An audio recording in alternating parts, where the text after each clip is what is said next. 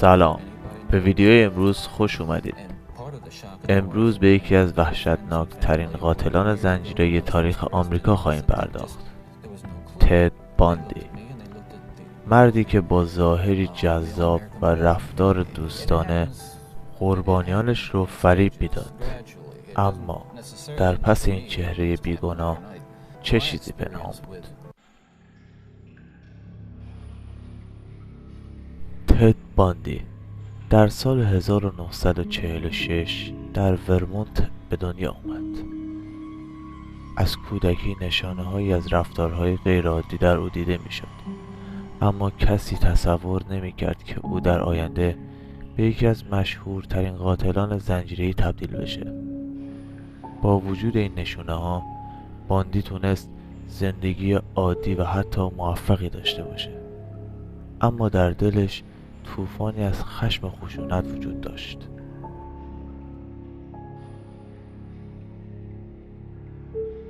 اون بین سالهای 1974 تا 1978 زنان جوان رو هدف قرار میداد. اون ابتدا با روش‌های دوستانه اعتماد قربانیانش رو جلب میکرد، سپس اونها رو بوده مورد حمله قرار میداد و به قتل میرسوند. در نهایت اون به قتل بیش از 30 زن اعتراف کرد. بیشتر قربانیانش دانشجویان جوانی بودند که در دانشگاه‌های مختلف درس می‌خوندند.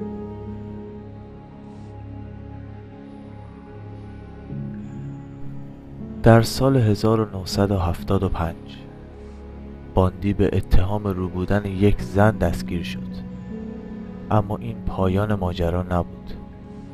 تد باندی در طول دوران زندان 2 بار موفق به فرار شد.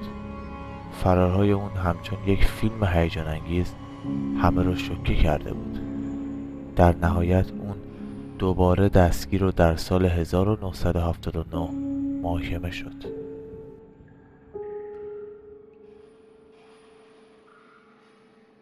محاکمه تد باندی یکی از بحث برانگیزترین محاکمه‌های تاریخ آمریکا بود. اون نه تنها به جنایاتش اعتراف کرد، بلکه در دادگاه به دفاع از خودش پرداخت. در نهایت در سال 1989 به اعدام با صندلی الکتریکی محکوم شد.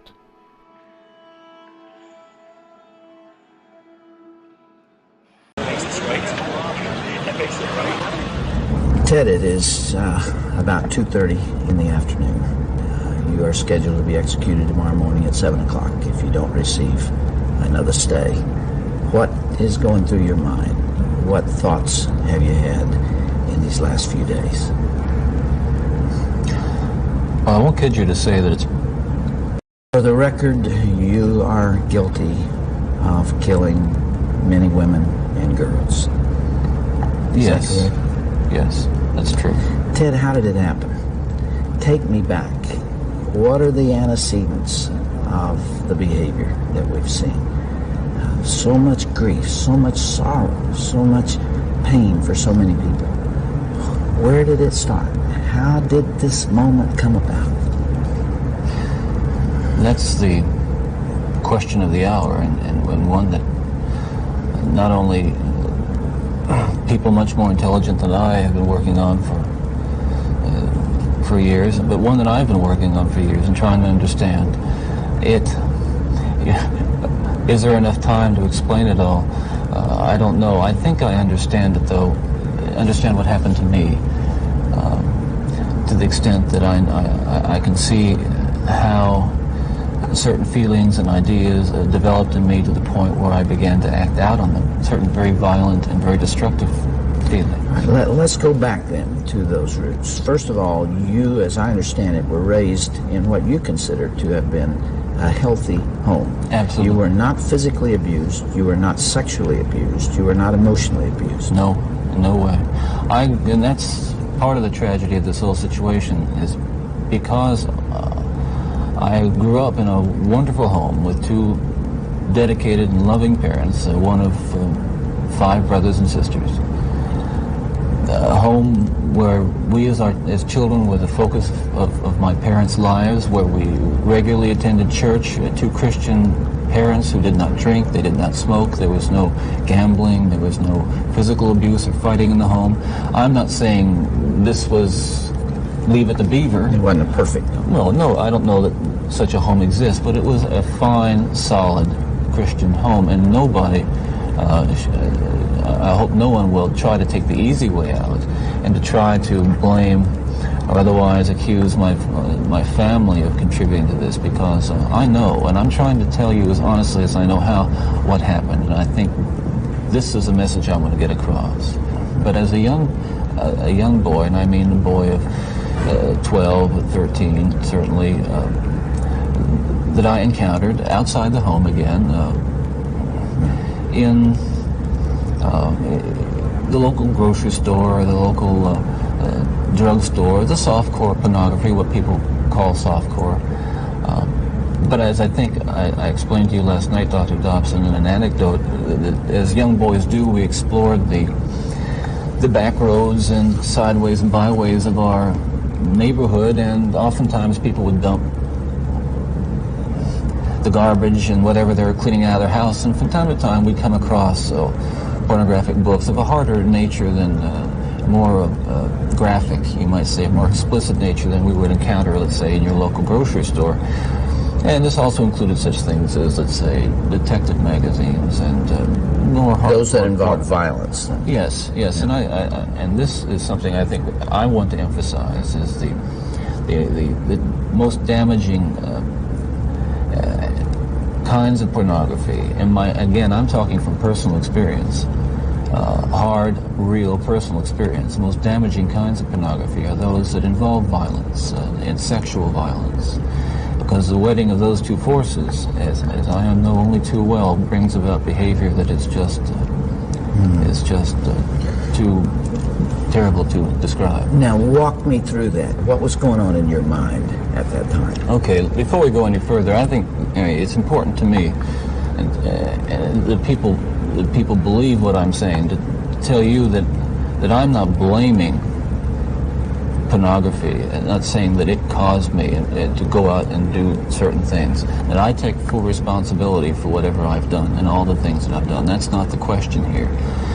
The question and the issue is how this kind of literature contributed and helped mold and shape the kinds of violent behavior. It fueled your fantasies. Well, in the beginning, it fuels this kind of thought process. Then, at a certain time, it's instrumental in what I would say crystallizing it, making it into something which is almost like a separate entity inside. And at that point, you're at the verge, or I was at the verge of acting out on these kinds of thoughts. Now, I really want to understand that. You had gone about as far as you could go in your own fantasy life with printed material, and you made or printed and video or film photos, magazines, what have you. And then there was the urge to take that little step or big step over to a physical event. And it happened in stages, gradually. It doesn't necessarily, not to me at least, happen overnight. My experience with, I'd say, pornography generally, but with pornography that deals on a violent level with sexuality, is that once you become addicted to it, and I look at this as a kind of addiction, like other kinds of addiction, I would keep looking for more potent, more explicit, more graphic kinds of material. Like an addiction, you keep craving something which is harder, something which gives you a greater sense of excitement, until you reach the point where the pornography only goes so far. You reach that jumping off point where you begin to wonder if maybe actually doing it will give you that which is beyond just reading about it or looking at it. How long did you stay at that point before you actually assaulted someone? Well, yeah, you see, that is a very delicate point in my own development, and we're talking about having reached the point, or a gray area that surrounded that point over a course you don't remember of years. How long that was? I would say a couple of years. And what I was dealing with there were very strong inhibitions against criminal behavior or violent behavior that had been conditioned into me, bred into me in my environment, in my neighborhood, in my church, in my school. Things which said, no, this is wrong. I mean, even to think of it is wrong, but certainly to do it is wrong. And I'm on that edge, and you might say the last vestiges of restraint, the barriers to actually doing something were being tested constantly and assailed through the kind of fantasy life that was fueled largely by pornography. Do you remember what pushed you over that edge? Do you remember the decision to go for it? Do you remember where you decided to throw caution to the wind? Again, when you say pushed, I know what you're saying. I don't want to infer again. I understand that. That I was some helpless kind of a victim, and yet we're talking about an influence that is the influence of violent types of media and violent pornography, which was an indispensable link in the chain of behavior, the chain of events that led to the behaviors, to the assaults, to the murders, and what have you. It's a very difficult thing to describe.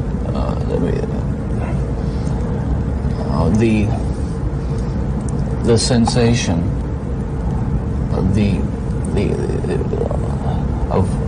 reaching that point where I knew that it was like something had, say, snapped, that I knew that I couldn't control it anymore, that these barriers that I had learned as a child, that had been instilled in me, were not enough to hold me back with respect to seeking out and harming somebody. Would it be accurate to call that a frenzy, a sexual frenzy? Well, yes, that's one way to describe it. A compulsion, a building up of this destructive energy. Another factor here that I haven't mentioned is the use of alcohol. But I think that what alcohol did, in conjunction with, let's say, my exposure to pornography, was alcohol reduced my inhibitions. At the same time, the fantasy life that was fueled by pornography eroded them further. In the early days, you were nearly always about half drunk when you did these things. Is that right? Yes. Yes. Was that always true? I would say that was generally the case, almost without exception. All right, if I can understand it now, there's this battle going on within. There are the conventions that you've been taught. There's the right and wrong that you learned as a child. And then there is this unbridled passion fueled by your plunge into hardcore violent pornography. And those things are at war with each other. Yes. And then with the alcohol diminishing the inhibitions, you let go. Well, yes, and you can summarize it that way, and that's accurate, certainly. And it just occurred to me that some people would say that, well, I've seen that stuff and it doesn't do anything to me. And I can understand that. Virtually everyone can be exposed to so-called pornography, and while they're aroused to it to one degree or another and not go out and do anything wrong. Addictions are like that. They affect some people more than they affect others. Well, but there is a percentage of people affected by hardcore pornography in a very violent way, and you're obviously one of them. That was a major component, and I don't know why I was vulnerable to it. All I know is that it had an impact on me that was just so central to the development of the violent behavior that I engaged in. Ted, after you committed your first murder, what was the emotional effect on you? What happened in the days after that?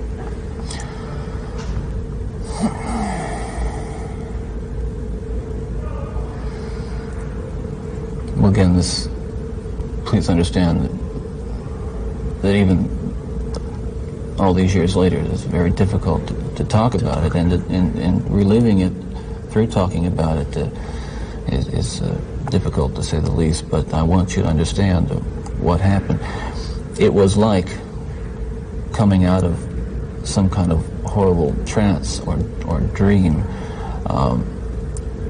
I can only liken it to after, I don't want to over-dramatize it, but to have been possessed by something so awful and so alien, and then the next morning wake up from it, remember what happened, and realize that basically, in the eyes of the law, certainly in the eyes of God, you're responsible. To wake up in the morning and realize what I had done, with a clear mind and all my essential moral and ethical feelings intact at that moment, absolutely horrified that I was capable of doing something like that. You really hadn't known that before? There is just absolutely no way to describe, first, the brutal urge to do that kind of thing, and then what happens is once it has been more or less satisfied and recedes, you might say, or spent, that sense, that kind of energy level recedes, and basically I became myself again. And I want people to understand this too, and I'm not saying this gratuitously because it's important that people understand this, that basically I was a normal person. I wasn't some guy hanging out at bars or a bum, or I wasn't a pervert in the sense that, people look at somebody and say, I know there's something wrong with him, and just tell. I was essentially a normal person. I had good friends. I led a normal life, except for this one small but very potent and very destructive segment of it that I kept very secret and very close to myself and didn't let anybody know about it. And part of the shock and horror from my dear friends and family years ago when I was first arrested was that there was no clue. They looked at me and they looked at the all-American boy, and I wasn't perfect, but I want to be quite candid with you. I was okay. I was. The basic humanity and basic spirit that God gave me was intact, but unfortunately it became overwhelmed at times. And I think people need to recognize that it's not some kind of those of us who have been so much influenced by violence in the media, in particular pornographic violence, are not some kinds of inherent monsters. We are your sons and we are your husbands. And we grew up in regular families, and pornography can reach out and snatch a kid out of any house today. He snatched me out of my home. It snatched me out of my home 20, 30 years ago. And as diligent as my parents were, and they were diligent in protecting their children, and as good a Christian home as we had, and we had a wonderful Christian home, there is no protection against the kinds of influences that are loose in a society that tolerates. You feel this really deeply, don't you? Ted, outside these walls right now, there are several hundred reporters that wanted to talk to you. Yeah. And you asked me to come here from California because you had something you wanted to say. This hour that we have together is not just an interview with a man who's scheduled to die tomorrow morning. I am here and you're here because of this message that you're talking about right here. You really feel that hardcore pornography and the doorway to it, softcore pornography, is doing untold damage to other people and causing other women to be abused and killed the way you did others. Listen, I'm no social scientist, and I haven't done a survey. I mean, I don't pretend that I know what John Q. Citizen thinks about this. But I've lived in prison for a long time now. And I've met a lot of men who were motivated to commit violence just like me. And without exception, every one of them was deeply involved in pornography, without question, without exception, deeply influenced and consumed by an addiction to pornography. There's no question about it. The FBI's own study on serial homicide shows that the most common interest among serial killers is pornography. Yeah, that's true. And it's real. It's true.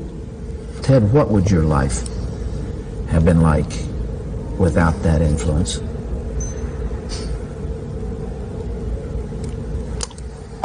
You can only speculate. Yeah.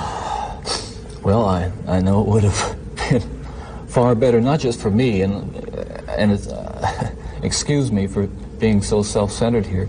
It would have been a lot better for me and lots of other people. I know that, lots of other innocent people, victims and families. It would have been a lot better. There's no question but that it would have been a fuller life. Certainly a life that would not have involved, I'm absolutely certain, would not have involved this kind of violence that I have committed.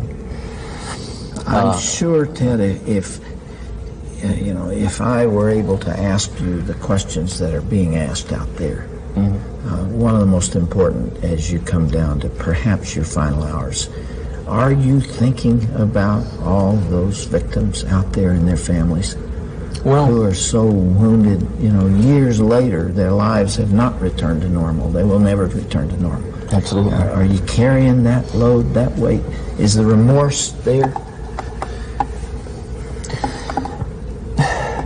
Again, I know that people will accuse me of being self-serving, but we're beyond that now. I mean, I'm just telling you how I feel. But through God's help, I have been able to come to the point where much too late, but better late than never, feel the hurt and the pain that I am responsible for. Yes, absolutely. In the past few days, myself and a number of investigators have been talking about unsolved cases, murders that I was involved in. And it's hard to talk about all these years later because it revives in me all those terrible feelings and those thoughts that I have steadfastly and diligently dealt with, and I think successfully, with the love of God. And yet it's reopened that, and I felt the pain and I felt the horror again of all that. And I can only hope that those who I have harmed, and those who I've caused so much grief, even if they don't believe my expression of sorrow and remorse, will believe what I'm saying now, that there is loose in their towns and their communities people like me today whose dangerous impulses are being fueled day in and day out by violence in the media in its various forms, particularly sexualized violence. And what scares me, and let's come into the present now, because what I'm talking about happened 20, 30 years ago, that is, in my formative stages. And what scares and appalls me, Dr. Dobson, is when I see what's on cable TV, some of the movies, I mean, some of the violence in the movies that come into homes today with stuff that they wouldn't show in X-rated adult theaters 30 years ago. This stuff, the slasher movies that you're talking about. That stuff is, I'm telling you, from personal experience, the most, that is graphic violence on screen, particularly as it gets into the home to children who may be unattended or unaware that they may be a Ted Bundy who has that vulnerability to that predisposition to be influenced by that kind of behavior, by that kind of movie, that kind of violence. There are kids sitting out there switching the TV dial around and come upon these movies late at night, or I don't know when they're on, but they're on and any kid can watch them. It's scary when I think what would have happened to me if I had seen. I mean, scary enough. I mean, that I just ran into stuff outside the home, but to know that children are watching that kind of thing today, or can pick up their phone and dial away for it or send away for it. Can you help me understand this desensitization process that took place? What was going on in your mind? Well, by desensitization, I describe it in specific terms is that each time I'd harm someone, each time I'd kill someone, there'd be an enormous amount, especially at first, enormous amount of horror, guilt, remorse afterwards. But then that impulse to do it again would come back even stronger. Now, believe me, I didn't. The unique thing about how this worked, Dr. Dobson, is that I still felt in my regular life the full range of guilt and remorse about other things, regret and. But you had this compartmentalized. This compartmentalized, very well focused, very sharply focused area where it was like a black hole. It was like a, like a crack, and everything that fell into that crack just disappeared. Does that make sense? Yeah, it does. One of the final murders that you committed, of course, was apparently little Kimberly Leach, 12 years of age. I think the public outcry is greater there because an innocent child was taken from a playground. What did you feel after that? Were there the normal emotions 3 days later? Where were you, Ted? I can't really talk about that right now. That's too painful. I would like to be able to convey to you what that experience is like, but I can't. I won't be able to talk about that. Okay.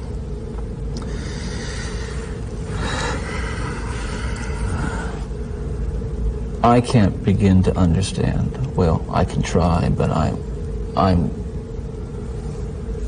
aware that I can't begin to understand the pain that the parents of these children that I have, and these young women that I have harmed, feel.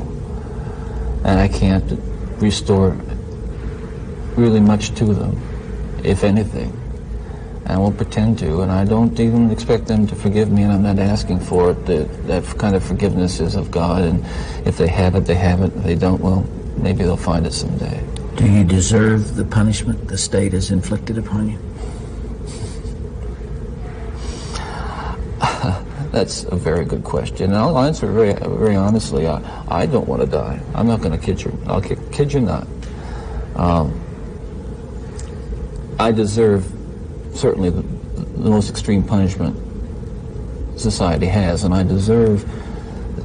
think society deserves to be protected from me and from others like me. That's for sure.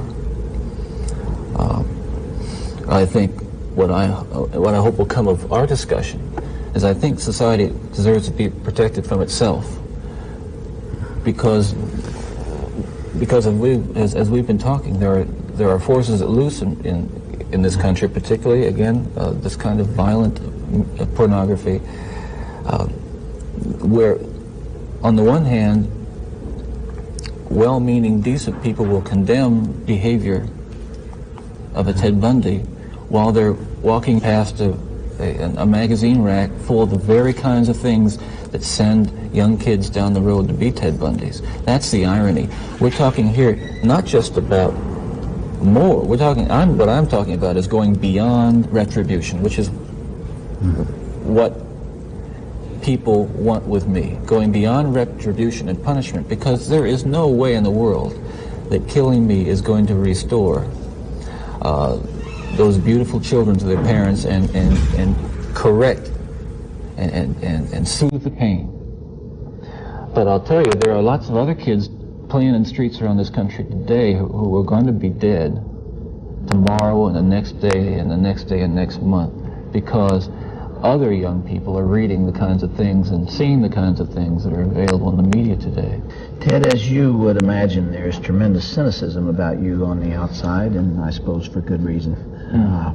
I'm not sure that there's anything that you can... Yeah. You told me last night, and I've heard this through our mutual friend John Tanner, that you have accepted the forgiveness of Jesus Christ and are a follower and a believer in Him. Do you draw strength from that as you approach these final hours? I do. I can't say that It's going to be being easy. in the valley of the shadow of death is something that I've become all that accustomed to, and that I'm strong and nothing's bothering me. Listen, it's no fun. It gets kind of lonely, and yet I have to remind myself that every one of us will go through this someday in one way or another. Appointed unto man. و در آخر تد باندی با اینکه چهره‌ای کاریزماتیک و دوست داشتنی داشت، در پس پرده اون یکی از مرگبارترین ذهن‌های جنایتکار تاریخ رو پنهان کرده بود. اون نمونه از یک قاتل زنجیره‌ای بود که تونسته بود با استفاده از فریب نه تنها قربانیانش رو بلکه حتی مردم و رسانه‌ها رو نیز تحت تاثیر قرار بده. داستان باندی نشون میده که ظاهر افراد همیشه نمایانگر شخصیت واقعی اونها نیست. خب دوستان عزیز، اگر از این ویدیو خوشتون اومد لایک کنید، نظراتتون رو برام بنویسید و برای ویدیوهای بیشتر کانال من رو سابسکرایب کنید. موفق باشید. خدا نگهدار.